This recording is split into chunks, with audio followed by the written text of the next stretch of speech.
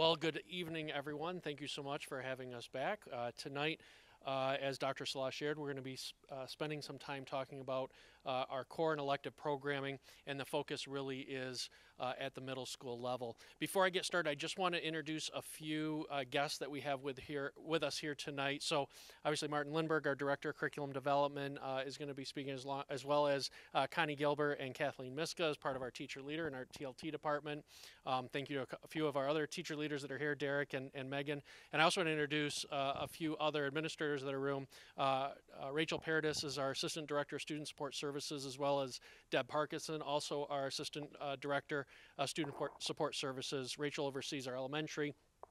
Deb over our secondary buildings, and Terry Thompson, of course, is our Director of Student Support Services. We just wanted to lift that tonight in case there are any questions as we go forward with that population. So jumping into, Marty, can you click forward for me? Our strategic plan. So going back to our task, our objective, and our goal statement. So starting off, goal statement number one, same as we've talked about the last few meetings, innovative programming.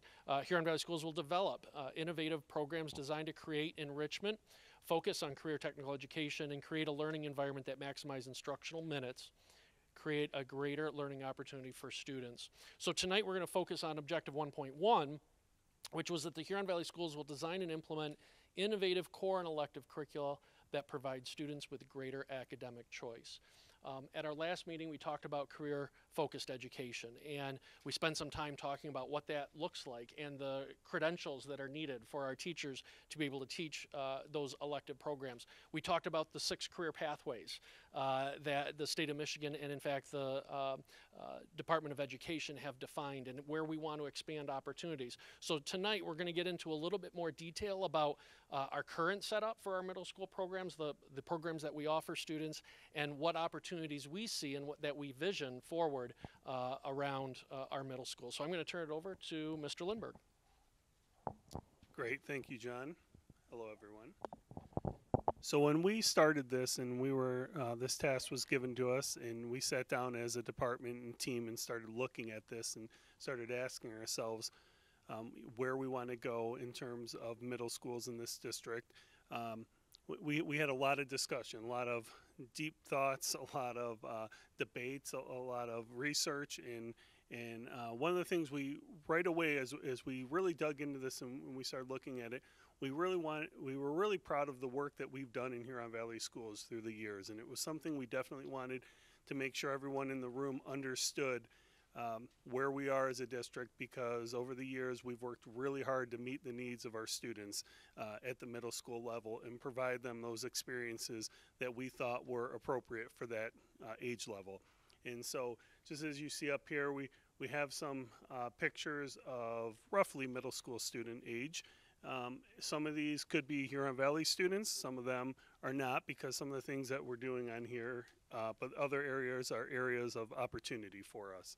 And so as we looked at it, we always want to improve. And so even though we're doing really good things, we thought about how can we get better, how can we make the experience even better for our middle school students. And so one of the main areas we focused on were expanding opportunities for students, giving them those experiences in different ways, different opportunities for them to have that exploration, especially in different career pathways, as John mentioned a minute ago, and as I know has been talked about already, but having those experiences at that path with the different pathways so that they can start to see where does their passion lie and get those different experiences. Because a lot of times with middle school students, they don't want to try different things, and so forcing them to get different experiences in the pathways is important, because they may find out they're really passionate and their passion lies somewhere where they didn't expect it. And so as we do this in the middle school, one of the exploration is because we want them to step out of their comfort zone, possibly identify where their passions are, and then kind of set themselves up as they head into their high school years to dig a little bit deeper and get more experiences at that level. And so from that work and from the discussion, we identified 2 vision statements here. Providing innovative programming that empowers and prepares every student for a successful future, and enhance learning opportunities through choice, flexibility, and dynamic structures to promote student success. So there's a lot in those, but what we want to do was dig a little bit deeper, and I know Connie's going to talk about our current middle school layout, and then Kathleen is going to jump into kind of where we envision opportunities for growth. So this time I'll turn it over to Connie. All right, so when we are talking about innovative programming, we're really anchoring our thoughts and conversation around these three main areas. Core instruction and how we're meeting the needs of all of our students with our academic supports, or our MTSS model, both for students who might need enrichment, students who maybe need to go deeper within our standards, and also for our students who might need extra support in what interventions we have.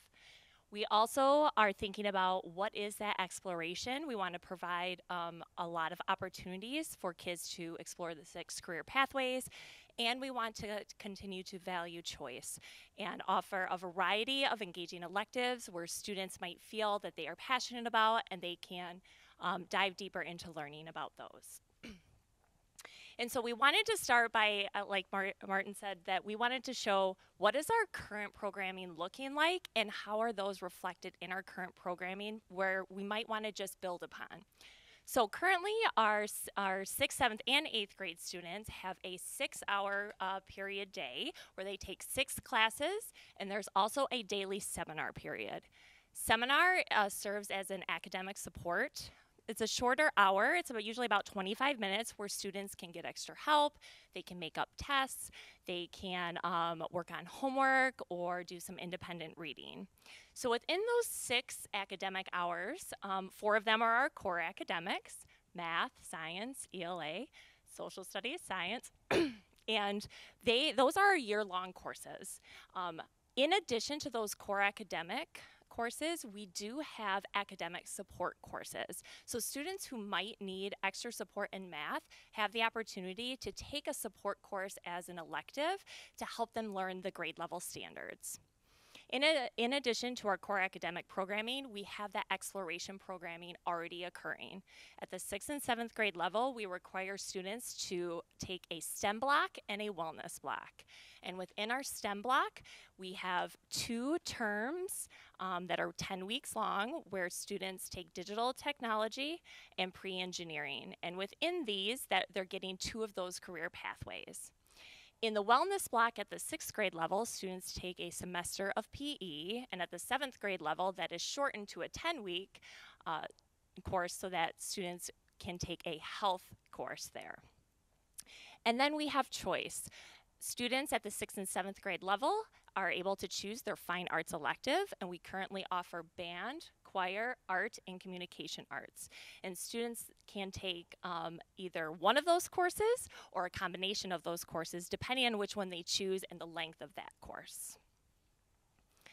As students move into their 8th grade year, we really want to highlight a point of pride for Huron Valley, and that is the amount of electives and choices students have at the 8th grade level. You know, not all districts are able to offer this, both the choice or the variety that we do.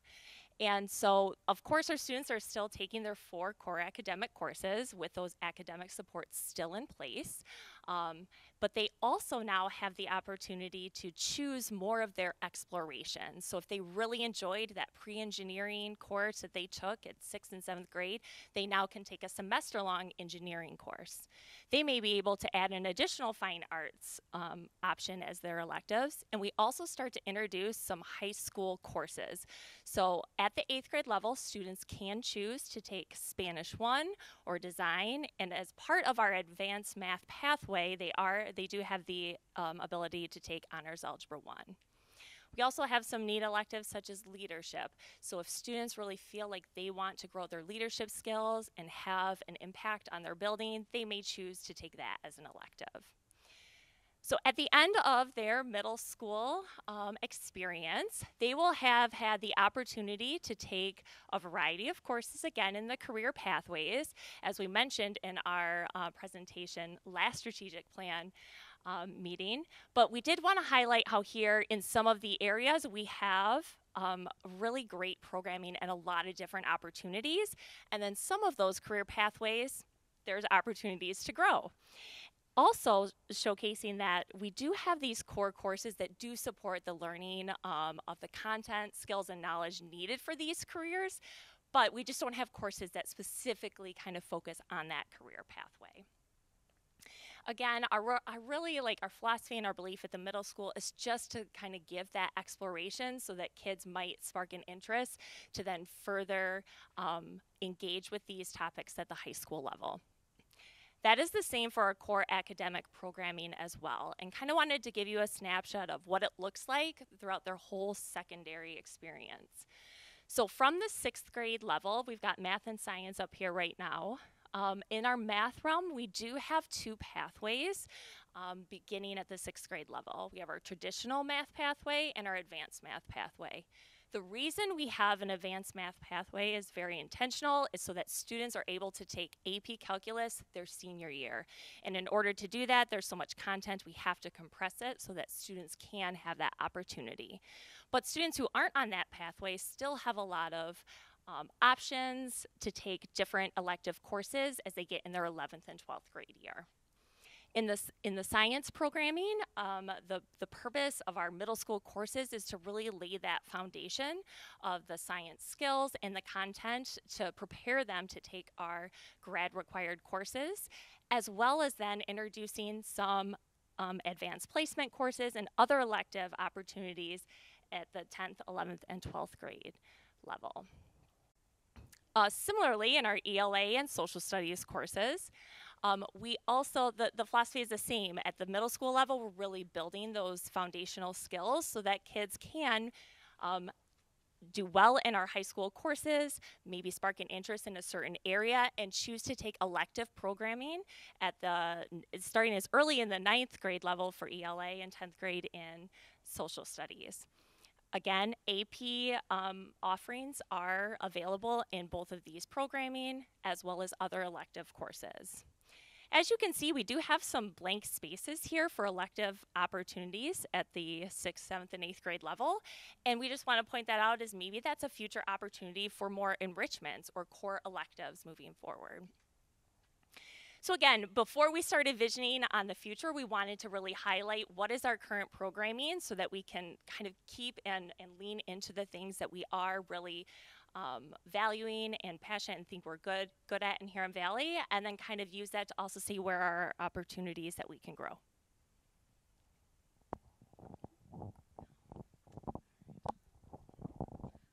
Lefty, righty, which way do we go, right? So what is our vision for the future? Our vision for the future is something that trampolines us from our really excellent current practice into a continued innovative space. And as we imagined what this looked like, we kind of centered around 4 themes of exploration, choice, multi-tiered systems of support, and embracing opportunities within the core. When we think about explorations that students would benefit from at the middle school level, we're talking about expanding access to the career pathways. As Connie already mentioned, we have some spaces where we have some room for growth, as in agri-science and the health science pathway, but we would also benefit from perhaps a refresh of some of our offerings in our current pathways. COVID brought our students a whole slew of skills that they didn't have when we first created some of these courses, and now we have new opportunities to add new learning for students within that space. When we think about choice, we need to consider opportunities to expand choice options for students in electives and enrichments. This could look a lot of different ways. This could look like offering different and new courses. For example, a world language survey at the middle school level to give students a taste of what world languages we offer in Huron Valley and what might best suit their interests to study longer term to meet their high school graduation requirements. It might also look like offering other level 1 language courses besides Spanish. We could be offering a life skills course, maybe embedded with career pathway content, and again, leaning further into career pathways, i.e. a robotics course or other new and exciting opportunities for students. But giving them additional choices within our current structure gets a little bit challenging too. When we're thinking about multi-tiered systems of support in the core, these kind of bundle together in a lot of ways. When we're talking about multi-tiered systems of support, we're talking about meeting the needs of all of our students, from our Tier 1 plus students who need additional enrichment opportunities, through the wide variety of paths that students have within their lives in our district. Students in our special education community with IEPs, 504s, or English language learners. We can have the opportunity within this space to reimagine what supports for all of these students look like, both within and outside of our core programming as well.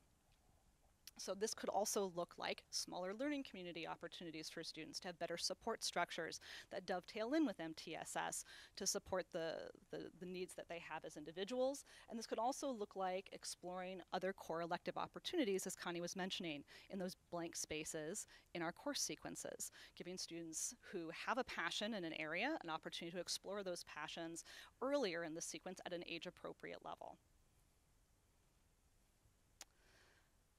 So we have this wonderful vision for choice and flexibility and dynamic structures. And of course, as with any change, this comes with some challenges and some opportunities for us to think about how we could live into this vision.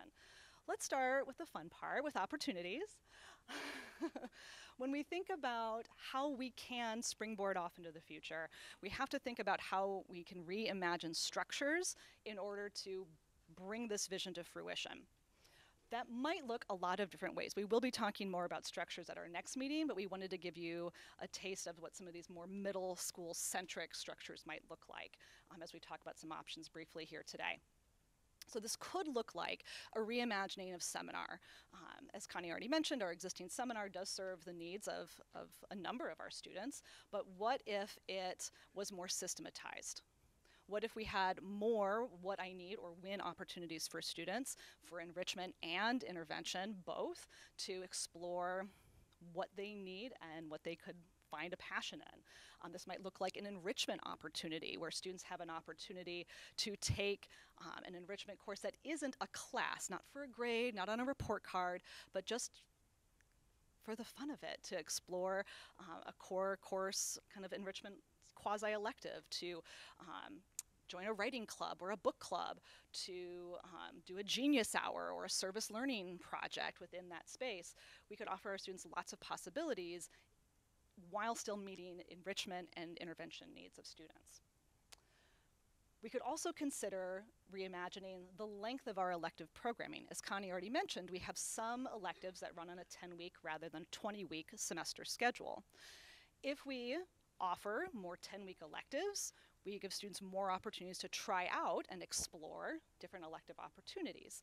We trade off a shorter course duration for more exploration, and that could have a big payoff for students, especially students who are band students and take up an elective spot with a passion that they have there. They could also have other opportunities.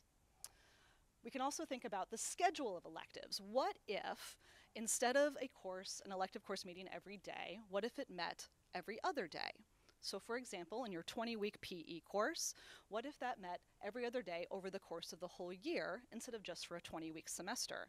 You get the benefit of distributed practice over that longer duration of time to build healthier relationships with physical activity and all of those good things that come with a PE course over the course of the whole year instead of just in this tiny window.